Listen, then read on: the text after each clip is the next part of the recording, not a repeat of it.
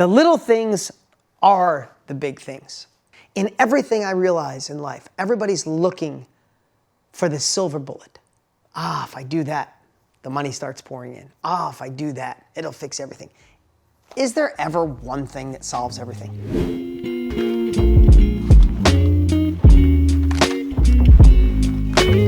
People say, to be wealthy, Dean, give me that secret on how you got wealthy.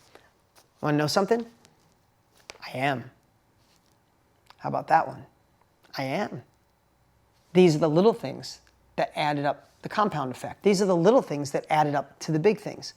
That I could stand up and be courageous, that I could fail and keep moving forward, that I could solve bigger problems, that I could serve through my heart so it makes me sell better, that I could be brave and bold and move forward when most people are scared. Most people are waiting for permission.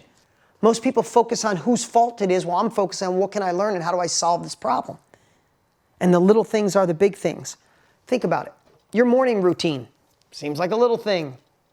Is it? If you get up and stare at your phone and look at the news and think about all the negativity, you play a whole day in defense. Get up, practice a little gratitude, pray, read, work out, have a green drink, do something that makes you feel good. Man, you kick ass of the day. Seems like a little thing.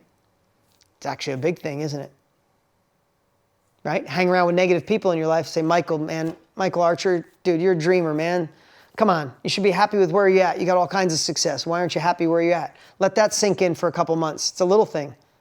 It becomes a big thing when you go, yeah, maybe I should be happy with where I'm at. The little things are the big things. What are the disciplines? What's the focus time? Saying no when you need to say no. These are all little decisions, but they all build. They're all cumulative. Little choices, little decisions, little disciplines, little routines, little habits cumulatively add up.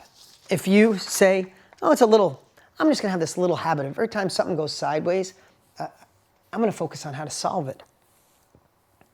Every time I'm scared, I'm going to shift to be brave. Whenever I think of selling, I think of serving. Whenever a problem comes up, I'm going to say, shit, this one ain't nothing. I could solve bigger problems than this. They're all little, aren't they? But how do you think they add up when you stack them up? It's pretty big, isn't it? Look at what's worked in your life and do more of it. Start our business and we get a little momentum or something in our relationship. Like, every time I tell my husband, I'm grateful for all that he does. Every time I look at my wife's eyes and say, hey, I just want you to know I'm really listening to you. Wait a minute. I'm going to shut my phone off because I could tell this is important to you. What'd you have to say, hon? Every time I do that, oh my God, my wife freaks out and we actually have a really good night. Why am I not doing that 7 days a week? Like, we have things that are really good in our lives and we don't do them enough. So, one of these little habits, the little thing that's a big thing, start noticing what works in your life, in your business, in your marketing, and do more of it. Sounds stupid simple, but we're not doing enough of that. Look at what's not working in your life and do less of it. As simple as that sounds, some of you are still going to lunch once a week with someone who makes you feel shitty about your dreams. Some of you are still trying to convince your husband why it would be cool to do what you want to do, even though it doesn't get you anywhere except to fight. I don't know, what did Einstein say the definition of insanity was? You guys know it.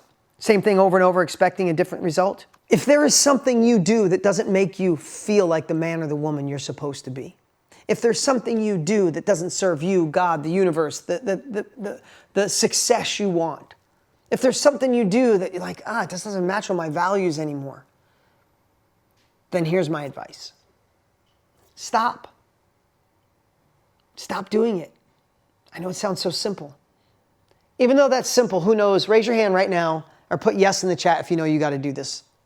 You have to identify the things that don't serve who you want to be now. Sometimes we did something in a certain phase of our lives and it fit us in our 20s, or it fit us in our 30s, or it fit us in our 40s, but it doesn't fit the man or woman you want to be today.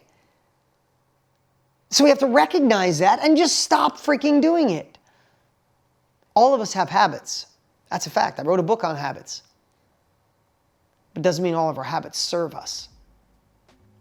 So what habits do you need to say no to and replace them with habits that change your life?